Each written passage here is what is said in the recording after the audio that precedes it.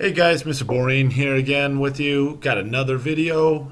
This one is about feudalism. It's been a little while since we've done some videos, so remember a couple of things as you watch. Please make sure you take some notes, pause, you can rewind, go back. This is an interactive feature, so please make sure you use it to its full capability.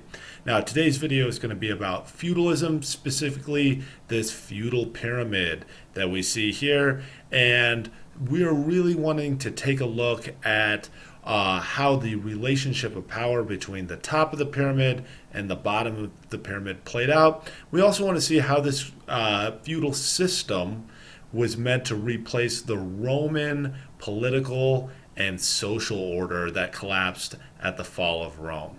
Now, before I even get started, let's check out a quick video here on our YouTube channel to just give us a basic overview of feudalism.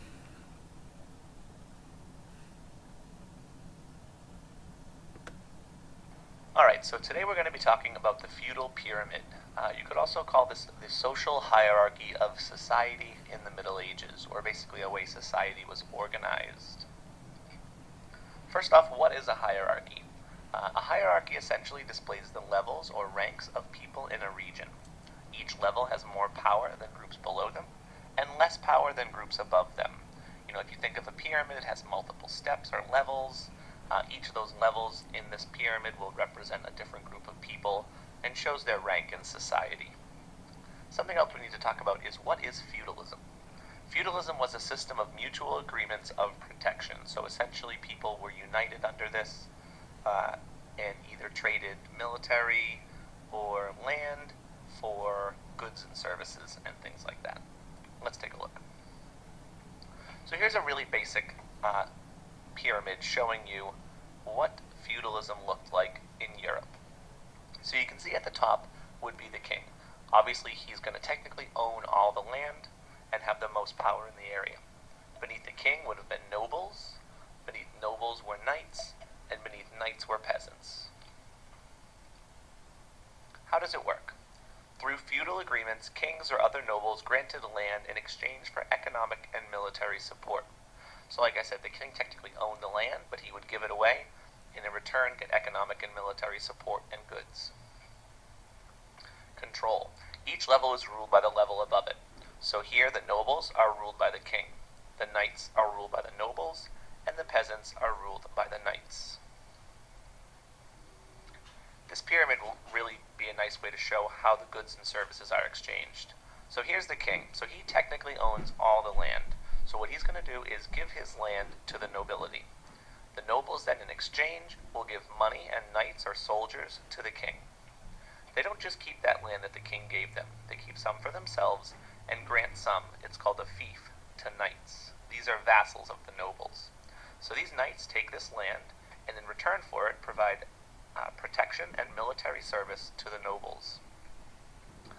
And again here, the knights aren't going to keep all the land for themselves. They're going to break it up and give some land and protection to the peasants.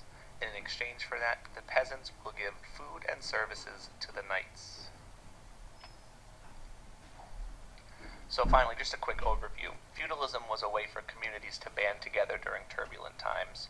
You need to remember that the Middle Ages were full of invasions by the Vikings. There were a lot of diseases, poverty, and just a lack of literacy. That's why it's also called the Dark Ages. Feudalism is also going to sponsor mutual protection and benefits. People give things up, but they get things in return. Hope you enjoyed that. If you have any questions or anything, you can always ask me in class or comment below. Thanks. Okay, so that gave us a really basic overview of the feudal system and how it worked. But let's take a little bit deeper dive in and figure out exactly what's going on here in this feudal structure. Because it's a little more complicated than that opening video would lead us to believe. The basic government and society in Europe during the Middle Ages was based around the feudal system. Small communities were formed around the local lord and the manor. The lord owned the land and everything in it. He would keep the peasants safe in return for their services. The lord, in return, would provide the king with soldiers or taxes. Land was granted to people for service. It started at the top with the king granting his land to a lord. for soldiers all the way down to a peasant getting land to grow crops. The center of life in the Middle Ages was the manor. The manor was run by the local lord. He lived in a large house or castle where people would gather for celebrations or for protection if they were attacked. A small village would form around the castle, which would include the local church. Farms would then spread out from there, which would be worked by these peasants and serfs. Now, let's take a look at what that would actually look like by looking at this historical reenactment of the actual feudal system. Your life would have been very different if you lived about 800 years ago in the Middle Ages. Travel back in time and see what it would have been like if you had lived long ago, far away. Europe in the year 1200 was a tough and dangerous place. All around you, powerful lords fought each other for control of land and the people who lived on it. These noblemen built huge castles to protect themselves and their material wealth. They collected large stores of protective armor and weapons to strengthen their knights in battle. The knights were soldiers, and some were noblemen. Knighthood was a great honor. There were two ways to become a knight. It could be passed down through a family, from father to son, or a young man could work his way up. But either way, men trained for knighthood from the time they were young boys. There were several stages in the life of a successful knight. When he was very young, he learned to ride and learned the rules of chivalry, including skill in arms, loyalty to his lord, generosity, courtesy, and service to God. At 13, he joined a noble's house as a squire. There, he learned to use weapons, to care for horses and armor, and the important skills of leaping, fully armed, into the saddle without touching the stirrup. About age 20, the squire became a knight. He continued to practice his skills and fought whenever there were actual battles. When a nobleman's knights weren't fighting wars or battles to protect the castle, they engaged in a favorite activity, pretending to fight. This event, called jousting, was part of a tournament that a baron or king might host as a celebration. It was a chance for the knights to show off their skills.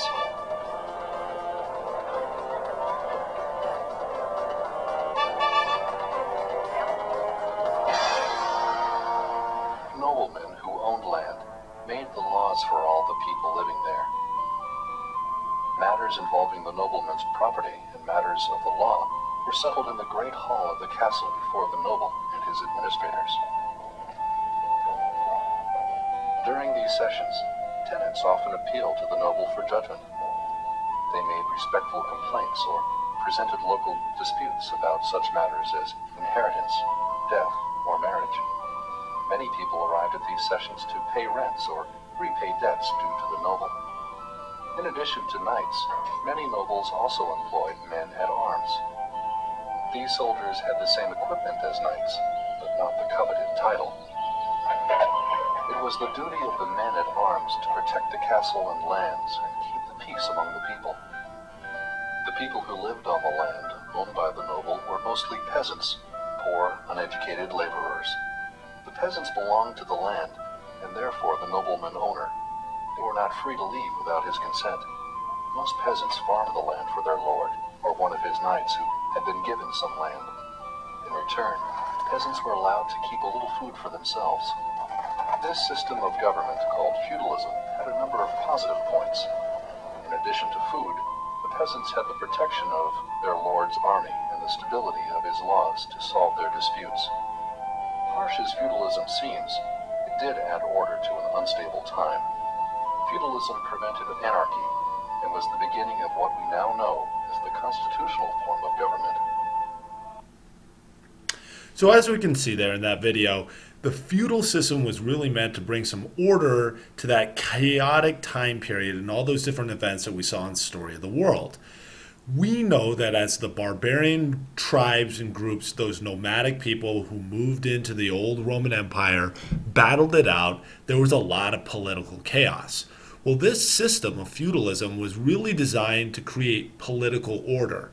Remember that the Roman Empire had an emperor, a king, up on top, and he had different pieces of government underneath of him. local governors, mayors, magistrates, people who could make sure that the laws were followed.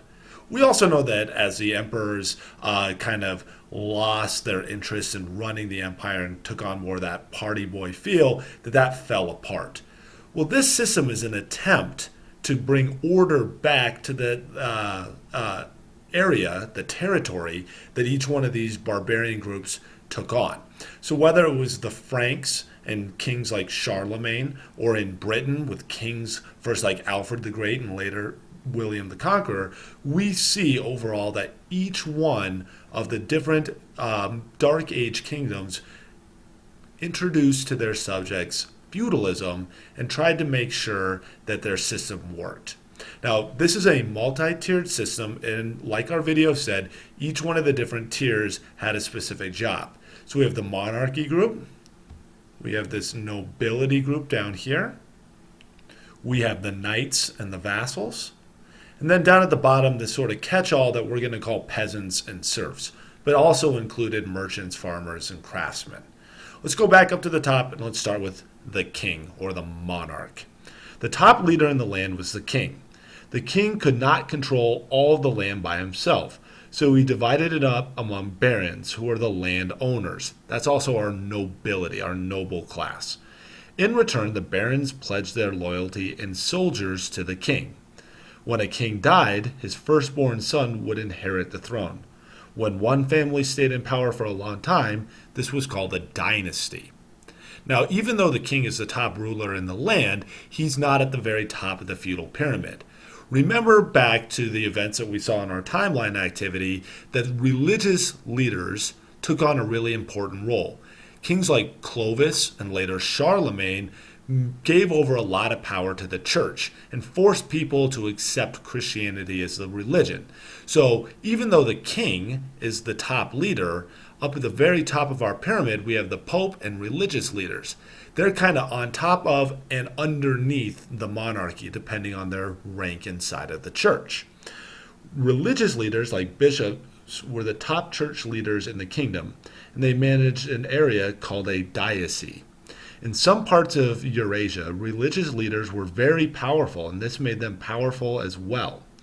Not only that, but the religious groups received taxes of 10% from all the people.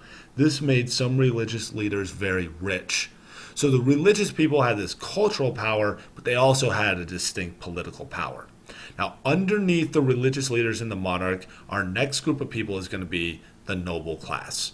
The noble class was really important for the monarchs. These lords ruled areas of land called fiefs. They reported directly to the king and were very powerful. They divided up their land among their knights, who ran individual manors. Their job was to try to maintain an army that was at the king's service. If they did not have an army, sometimes they would pay the king a tax instead. The tax was called shield money. So the king owns the land, but it's way more land than one person could possibly control. So instead of trying to use, his own resources, what the king kind of did is he divided up his land, sold it off to these nobles, who in turn are going to send some military service and money back up to the top to the king. So the king gets this nice monetary base. He's got a lot of funds that he can use for building projects, and he also has an army whenever he needs without having the issue of trying to control the individual groups. Now, underneath the nobility, there had to be some sort of group that really kept order, and that group for us is going to be the knights and the vassals. The knights ran the local manors. They could be called into battle at any moment by their lord. The knights owned everything on their land, including the peasants, the crops, and the village.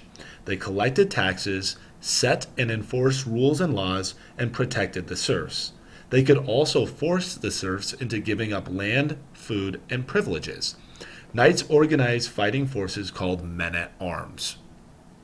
This group, which has really been kind of glorified in Disney movies and popular culture, was the muscle. They were variously described in historical texts as thugs or as brutes, but they did try to live more of a noble life as the system settled into place. For that, when we do our investigation into chivalry, you'll start to see the code that they started to follow to get rid of the random violence. Now, down at the very bottom of the feudal pyramid, we have this peasant and serf class. Peasants and serfs were most of the people living in the Middle Ages. They had a hard and rough life. Some peasants were considered free and could own their own businesses. These would be your merchants, your farmers, and your craftsmen.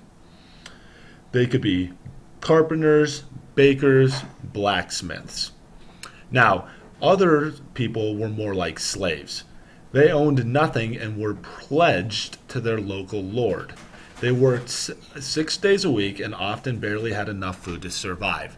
That's going to be your serf class. Now, even though I said they were like slaves, they're not slaves. They do have freedom and they do have rights, but they're not free either. A good way of thinking about them is they belong to the house. They're like the kitchen sink or silverware. They're important tools for the vassals or the knights, who in turn are important for the nobility, who are important for the monarchs. They were important groups of people in terms of working. Their protection came from the knights for free. The exchange, though, was that in order to be protected, they had to make sure that they produced the goods, used the knight's equipment for farming, used his mill for grinding their grain, used his presses for making wines and juices, and they didn't have very many options. If serfs tried to revolt, a noble would use his knights to put down the revolt. And as you saw in that video earlier, knights were specialized warriors. So you can imagine that even though these people probably weren't very happy about their living circumstances, they didn't have the ability to go do battle with these vassals and knights, and they didn't have the money needed to sustain a long military campaign or political campaign to try and overthrow a monarch. They're really at the mercy of the different groups above them in the feudal pyramid. Now, as you can see from these sidebar arrows, this is a really organized and rigid system. There wasn't a lot of change or movement. Serfs did not grow up to become monarchs. Monarchs very rarely fell down to serfs. You can imagine a group maybe moving from the one level to the very next one up, and possibly from the one they were on down one, but moving from the top to the bottom or the bottom to the top was just not possible. This rigid social structure really held people in place. The benefits, though, were that it got rid of a lot of the order and the chaos and the disarray that made up the Dark Ages. It created a sense of security and stability that wouldn't be replaced for another 700 years. So, as you move on to the next stage of this mini lecture, check out the quiz questions that are linked into Google Classroom. I appreciate you guys checking this one out. Good luck in your feudal system investigation.